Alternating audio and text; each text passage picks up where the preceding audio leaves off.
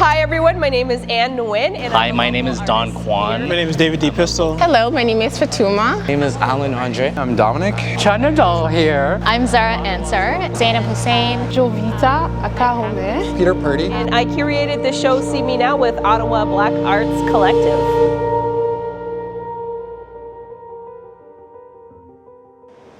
Tell us a little bit about the piece that you have featured in the show. Tell us the name and what it's about. I paint in acrylics. I use acrylic paints, and the latest painting that I did for this exhibition is called A Safe Place to Land, and it features me underwater with my twins. I paint myself in the painting because I felt like See Me Now was an exhibition that talked about your own experiences, and I really wanted to share with the audience my own experience with, racism, culture, my upbringing, and it's probably my most vulnerable piece, and I'm really proud to be a part of this show. I'm a local Ottawa visual artist. My work explores a lot of what's on my mind. It kind of mirrors what my experiences are about, and I think about what belonging means.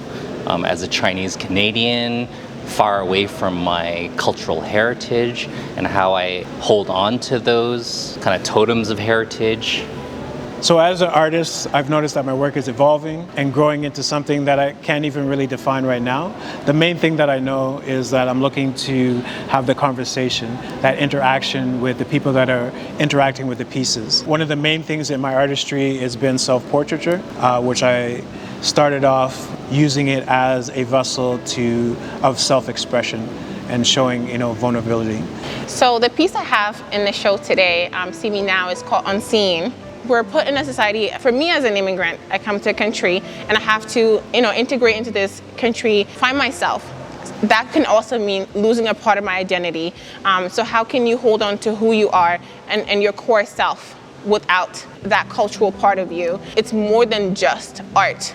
It's love. Creating murals for the public gives an opportunity for the community to take ownership of your work. And for myself, I felt like if I was free from outcome and I just started to create characters that symbolize people in my life, I might learn a lot about certain relationships and make realizations when speaking into other people and hearing their interpretations. So it was kind of like an experiment.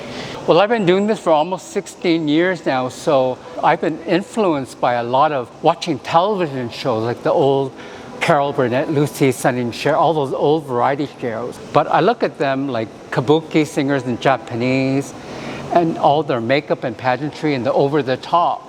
So I said, if they can do it, why can't I? I just love dressing up and just going out there and spread love. That's all it is. Love, love, love. You get it tenfold back. I really, really, really love color.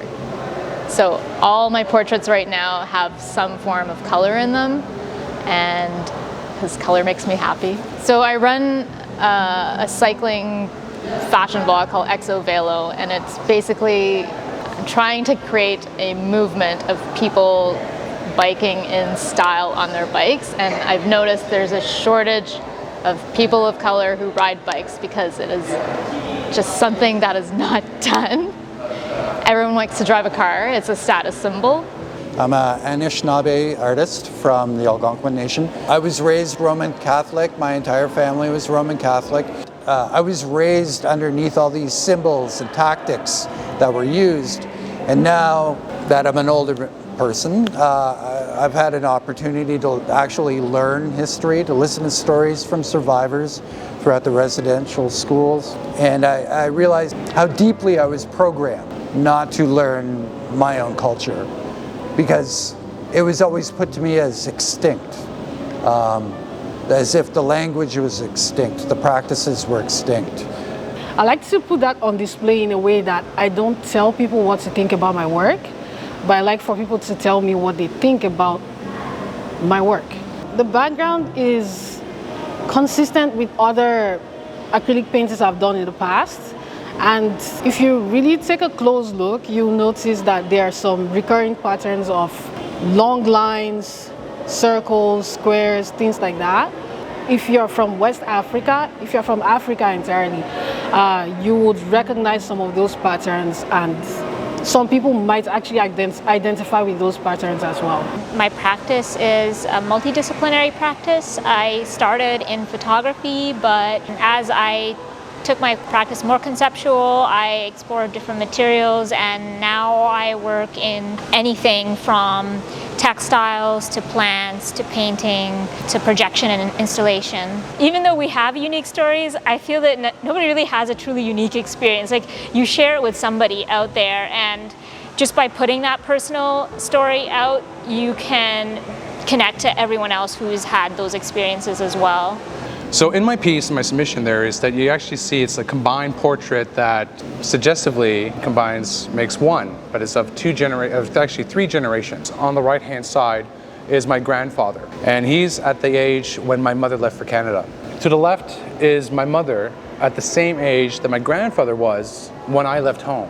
And with this exhibit, it's like what I wanted is open is that just everyone is common. Not someone there with a political view or an essayist or anything like that. Just someone from the streets looks at a piece and identifies something in common. And I thought this was the best approach, to just have a face that smiles back. Saying, hi, I see you.